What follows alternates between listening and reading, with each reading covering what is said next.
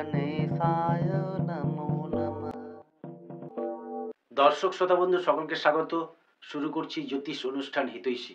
আজ আলোচনার বিষয় অস্তমিত গ্রহ কি করে, অর্থাৎ গ্রহেরা অস্তমিত হলে কি হতে পারে এবং সাড়ে সাতি কাকে বলে।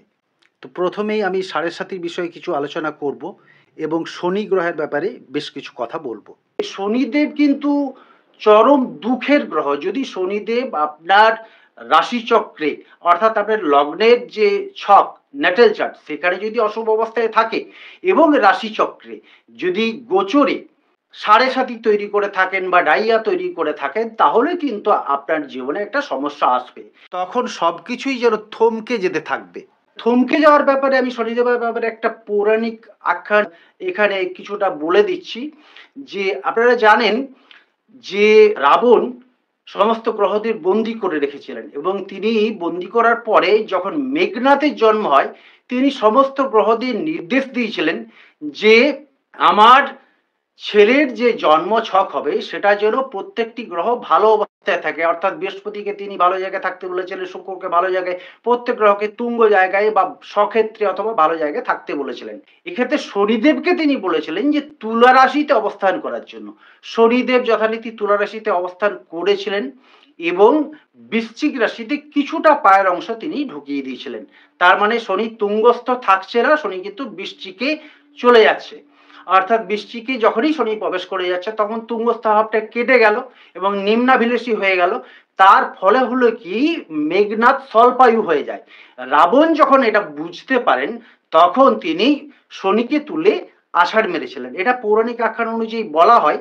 তো এই যে ব্যাপারটা, তার ফলে শনি নাকি খঞ্জ হয়ে যায়, অর্থাৎ খোঁড়া হয়ে যায়, তো পায়ে কিছুটা সমস্যা তৈরি হয়, যার জন্য শনি কিন্তু দীর্ঘসূত্রী হয়ে যায় এবং এক একটা রাশিতে তিনি ২.৫ বছর করে থাকেন। এই যে ২.৫ বছর করে যে থাকা, সেই আড়াইটা যখন একসাথে ৩টে ঘরে পরপর থাকেন, তখন যে ঘরে প্রথম শুরু করে সেই ঘরটার বা তার আগের ঘরটার থেকে সাড়ে সাতি শুরু হয়ে যায়। অর্থাৎ মেষ থেকে আমি শুরু করি। মেষে যদি সাড়ে সাতি শুরু হয়, তাহলে মীন রাশিতে যখন শনিদেব অবস্থান করছে তখন মীন রাশির তো চলছে, কুম্ভ রাশিরও চলছে, মেষ রাশির সাড়ে সাতিটা শুরু হয়ে গেল। শনি ২.৫ বছর করে থাকছে তার আগের ঘরে, সেই রাশিতে এবং রাশির পরের ঘরে।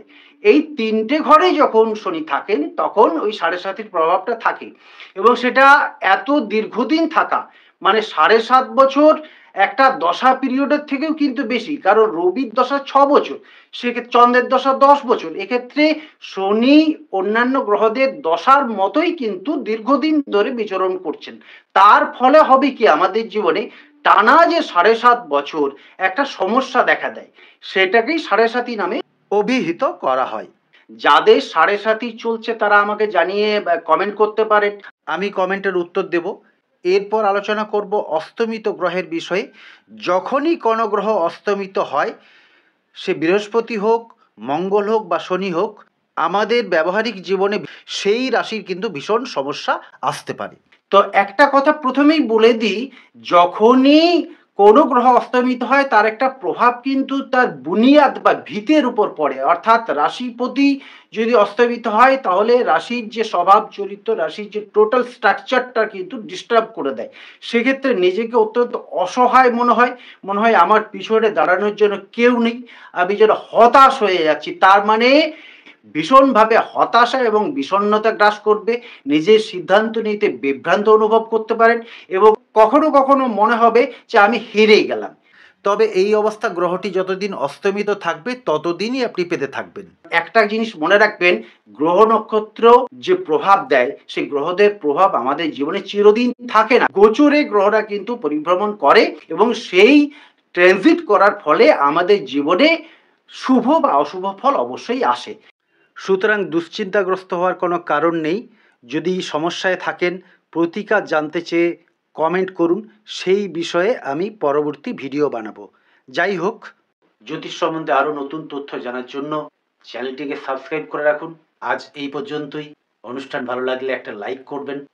মঙ্গলময়ী মা তারার কাছে আপনার সর্বাঙ্গীন কুশল কামনা করি। সবাই ভালো থাকুন, সুস্থ থাকুন। নমস্কার।